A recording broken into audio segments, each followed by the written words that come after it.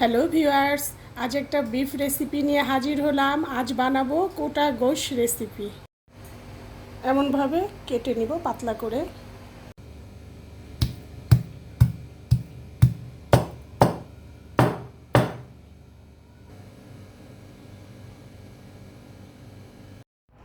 গোশ কুটে নেওয়া হয়ে গেছে। লেবুর রস 2 টেবিল চামচ দিব, 1 টেবিল চামচ আদা, 1 চা চামচ লবণ।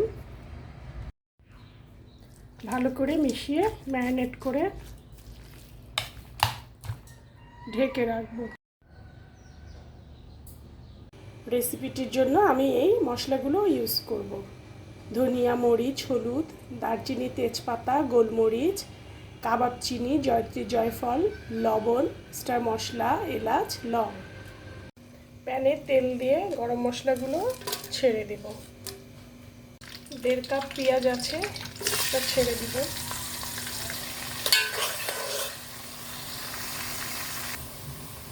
আদা রসুনটা দিয়ে দিব। এই মশলাগুলো দিব। 2 কিলো গোশ আছে, এটা ছেড়ে দিব। এটাকে ভালোভাবে কষাবো।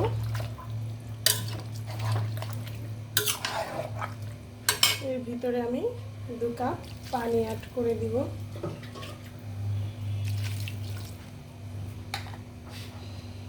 ঢাকনা দিয়ে সিদ্ধ হতে বসিয়ে দিব। 2 টেবিল চামচ টক দই দিয়ে দিব।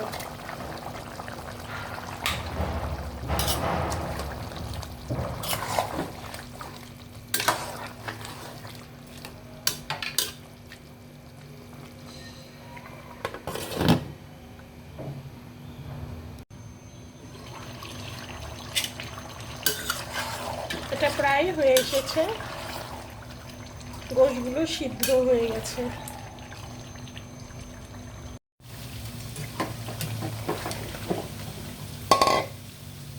একটা বাটিতে গোশটাকে আমি মশলা থেকে ছেঁকে তুলে নিব।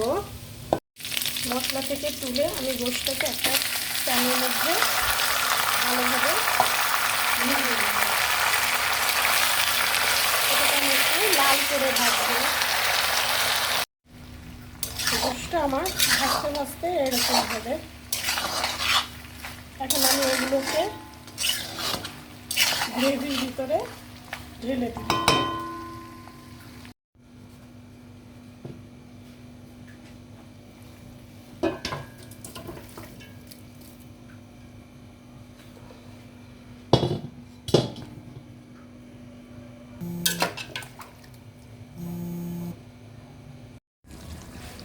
এখন আমি কিছু কাঁচা মরিচ, শুকনো মরিচ এর মধ্যে অ্যাড করে দিব।